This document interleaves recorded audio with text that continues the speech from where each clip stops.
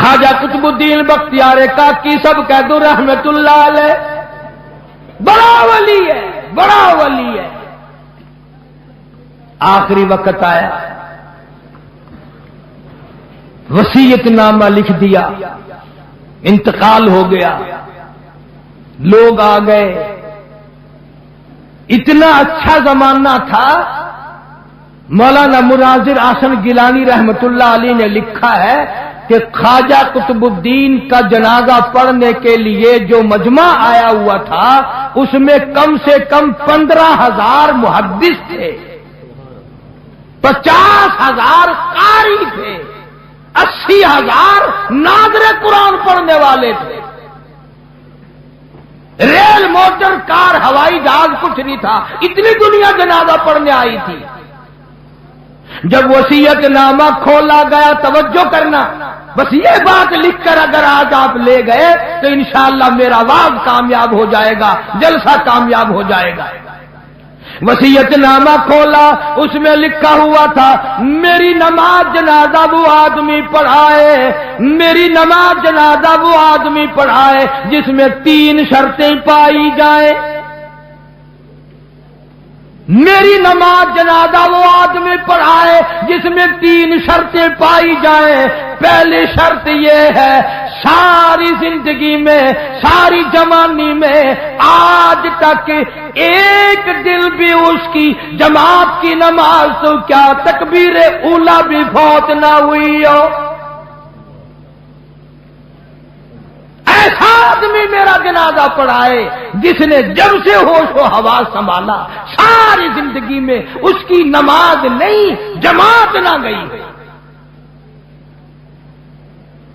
پہلی شرط تو یہ، اور دوسری شرط یہ ہے میری نماز جنازہ وہ آدمی پڑھائے جس کی ساری زندگی میں کبھی تہجد کی نماز قضا نہ ہوئی ہو۔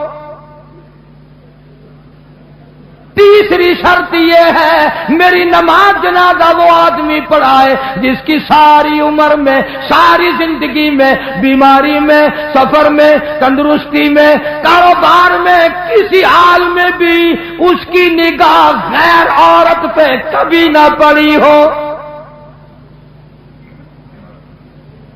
غیر محرم عورت پہ اس کی کبھی نہ نظر پڑی۔ اب یہ تینوں شرطیں بڑی سخت، وصیت نامہ پڑھ کر سنا دیا گیا، کوئی آگے آنے کو تیار نہ ہوا، نہ محدثین میں سے، نہ مفتیوں میں سے، نہ قاریوں میں سے، نہ عالموں میں سے، نہ حافظوں میں سے، کوئی آگے آنے کو تیار نہیں۔ کیوں؟ سب کو یاد تھا بھی جماعت بھی کبھی نہ کبھی نکل جاتی ہے، تہجد بھی رہ جاتی ہے، اور دوستو سچائی کا زمانہ تھا اس لیے کوئی آگے نہ آیا۔ اگر آج کوئی یہ وصیت نامہ لکھ کر رکھے گا انشاءاللہ بغیر جنازے کے تشریف لے جانا پڑے گا۔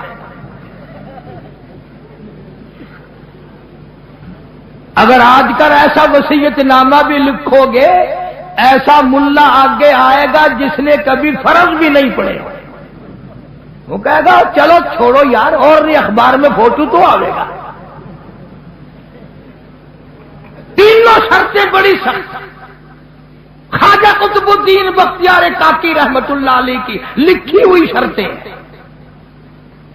صبح سے لے کر شام ہو گئی، عصر کا وقت آ گیا، جنازہ رکھا ہوا ہے، خلقت خدا کی آئی ہوئی ہے، نہ کسی میں یہ شرطیں پائی جائیں، نہ کوئی جنازہ پڑھائے۔ عصر کی نماز کا وقت جب قریب آیا، ایک آدمی صف میں سے نکل کر آگے آیا، جنازے کے قریب آیا اور منہ سے کپڑا اٹھا کے کہنے لگا او خواجہ تجھے کیا ملا، تجھے کیا فائدہ پہنچا، تجھے کیا چیز حاصل ہوئی، جاتے جاتے میرا پردہ کیوں کھول گیا۔ آج آج تک میرے رب کے سوا تیرے سوا کوئی نہیں جانتا میں کیسا ہوں، آج تو نے میرا راز کھول دیا، میں سمجھتا ہوں کس کو لکھ کے گئے ہو، کس سے جنازہ پڑھوانا چاہتے ہو، مجھے پتا چل گیا تھا پر میں اپنے آپ کو چھپانا چاہتا تھا۔ او خواجہ مجھے دنیا میں کیوں ذلیل کر دیا؟ اب دو باتیں ہیں، اگر میں اپنا راز بچاؤں تیرا جنازہ پڑھانے والا کوئی نہیں، اور اگر تیرا جنازہ پڑھاؤں میرا راز نہیں بچتا۔ کون ہے آج میرا پردہ بچائے؟ تو نے تو اپنا فائدہ کر لیا، میرا نام لکھ کر چلا گیا، شرطیں میرے بارے میں لکھی ہے، آج کے بعد دنیا مجھے کیا کہے گی؟ ابھی موت نہ جانے کتنا دور ہے، اگر اس کے خلاف ہو گیا میں کالی کملی والے کو کیا منہ دکھاؤں گا؟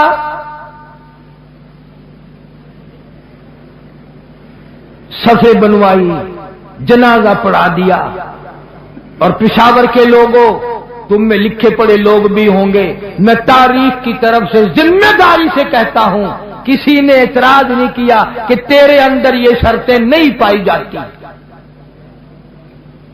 اب جس نے جنازہ پڑھایا تم یہ سوچ رہے ہوگے کہ پتہ نہیں کس خانقاہ کا ولی ہوگا، کون مفتی ہوگا، کتنا بڑا پیر ہوگا، کتنا بڑا بزرگ ہوگا، خدا جانے پہاڑوں میں رہتا ہوگا۔ نہیں، اسی وقت میں جب یہ خواجہ کا انتقال ہوا ہے، فوت ہوئے ہیں، اسی وقت کا حکمراں دلی کے تخت پہ بادشاہ کرنے والا خواجہ شمس الدین التمش تھا۔ کبھی بادشاہ ایسے ہوا کرتے تھے کہ ان کی جماعت کی نماز نہ جاتی تھی، کبھی تہجد کا دانی ہوتی تھی، کبھی غیر عورت پہ اس کی نگاہ نہیں پڑتی تھی۔ آج غریبوں، مزدوروں اور ملازموں تم سارا دن بدنیتی سے 100 عورتوں کو تاڑتے ہو، اور مرتے وقت تمہیں کیا ملے گا؟